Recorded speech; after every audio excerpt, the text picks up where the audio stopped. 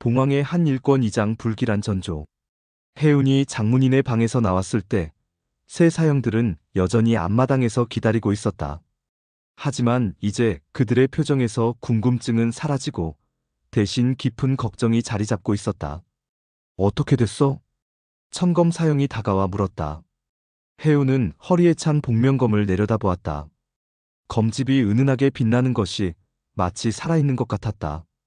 연남생을 호위하라고 하셨어요. 연남생을?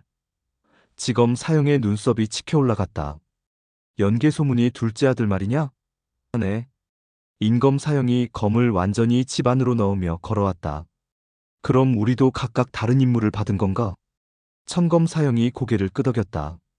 장모님께서 우리를 차례로 부르실 모양이다. 혜운아, 너는 내일 새벽에 떠나야 하니까 준비하는 게 좋겠다. 사형들은 어디로 가시는 건지 알 수 있을까요? 세 사형이 서로 눈짓을 주고받았다. 무언가 망설이는 기색이 역력했다. 아직 정확히는. 지검 사형이 말을 흐렸다. 하지만 아마 우리 모두 고구려의 주요 인물들을 보호하는 임무를 맡게 될 것 같다. 왕실 쪽으로요? 그럴 가능성이 높지. 혜우는 갑자기 막막함을 느꼈다. 지금까지 함께 수련하고 생활했던 사형들과 각자 다른 길로 흩어진다는 것이 실감나지 않았다. 언제쯤 다시 만날 수 있을까요? 천검 사형의 얼굴에 그림자가 스쳤다. 글쎄다. 아마 임무가 끝나면. 하지만 그의 목소리에는 확신이 없었다. 오히려 무언가를 숨기려는 듯한 망설임이 있었다. 그때 본전에서 종소리가 울려 퍼졌다. 장문인이 다음 사람을 부르는 신호였다. 천검 사형, 들어가 보세요. 천검 사형이 혜운의 어깨를 가볍게 두드렸다. 임무를 잘 완수하고 무엇보다 몸조심해라. 세상이 우리가 생각하는 것보다 훨씬 험하다. 그 말에는 단순한 걱정 이상의 무언가가 담겨 있었다. 마치 이미 무엇인가를 알고 있는 것 같은. 천검 사형이 본전 안으로 들어간 후 혜우는 지검, 인검 사형과 함께 마당 한쪽에 앉았다. 석양이 서산 너머로 넘어가면서 하늘이 붉게 물들어가고 있었다. 사형들, 정말 무슨 일인지 모르시는 건가요? 혜운이 조심스럽게 물었다. 지검 사형이 한참을 망설이다가 입을 열었다. 혜운아, 너는 고구려의 상황이 어떤지 알고 있느냐? 백제가 멸망한 이후 신라와 당나라가 압박해오고 있다고 들었습니다. 그뿐만이 아니다. 인검 사형이 낮은 목소리로 말했다. 고구려 내부에도 문제가 있다. 내부에요? 연계 소문이 죽은 후 권력 다툼이 심해졌어. 그의 아들들과 다른 귀족들 사이에 갈등이 깊어지고 있지. 지검 사형이 하늘을 올려다보며 계속했다. 그런 상황에서 당나라가 우리의 분열을 이용하려 하고 있다. 회유와 협박을 동시에 사용하면서 말이야. 회유와 협박이요? 고구려의 주요 인물들에게 당나라로 귀순하면 높은 지위를 주겠다고 약속하는 한편 거부하면 암살하겠다고 위협하고 있어. 혜운의 얼굴이 굳어졌다. 그렇다면 연남생도. 그래. 연남생도 그런 압박을 받고 있을 가능성이 높다. 인검 사형이 고개를 끄덕였다. 연계 소문의 둘째 아들이라는 이유로 더욱 집중적인 회유 공작을 받고 있을 거야. 하지만 연남생은 고구려의 충신 아닌가요? 설마 당나라의 말에 넘어갈 리는. 지검 사형과 인검 사형이 묘한 표정을 지었다. 마치 혜운의 순진함을 안타까워하는 듯한. 혜운아. 지검 사형이 진지한 목소리로 말했다. 사람의 마음이라는 게 생각보다 복잡해. 특히 위기 상황에서는 더욱 그렇지. 무슨 뜻인지. 충성심과 생존 본능 사이에서 고민하게 되면 때로는 예상치 못한 선택을 하게 되는 거야. 혜우는 이해할 수 없었다. 고구려를 위해 목숨을 바칠 각오가 되어 있는 자신으로서는 어떻게 나라를 배신한다는 생각을 할 수 있는지 상상이 되지 않았다.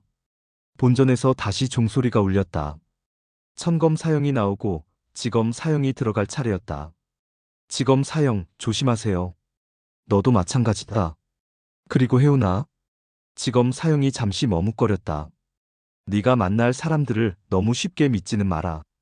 특히 위기 상황에서는.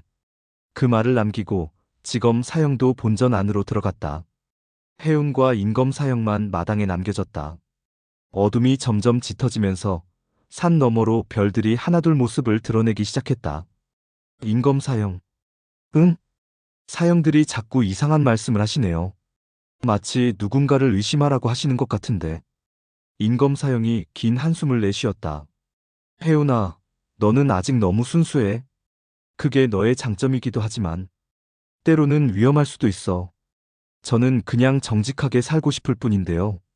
정직하게 사는 것과 다른 사람들도 정직할 거라고 믿는 것은 다른 문제야. 임검사형이 하늘의 별을 가리켰다. 저 별들을 봐. 밤하늘에서는 모두 똑같이 빛나는 것처럼 보이지만 실제로는 어떤 것은 태양처럼 스스로 빛나고 어떤 것은 그 빛을 받아서 반사하는 것일 뿐이야. 사람도 마찬가지지.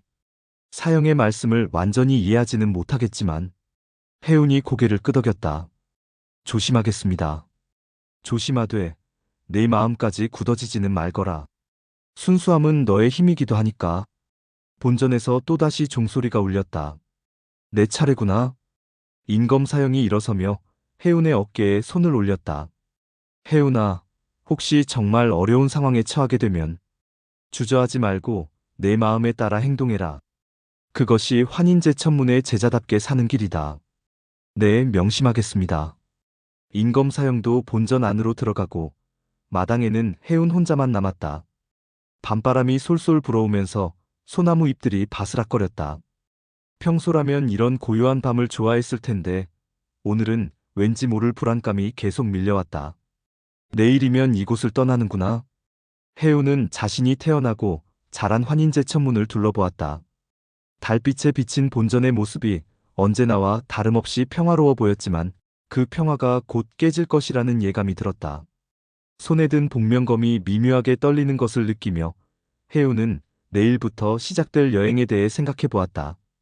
연남생이라는 인물은 어떤 사람일까? 정말 고구려의 충신일까? 아니면 사형들의 걱정처럼 복잡한 상황에 처해 있을까? 저 멀리 어디선가 올빼미 울음소리가 들려왔다. 마치 무언가를 경고하는 것 같은 애절한 울음이었다. 그때 해운은 아직 몰랐다. 이것이 정말로 환인제천문에서 보내는 마지막 밤이 될 줄은.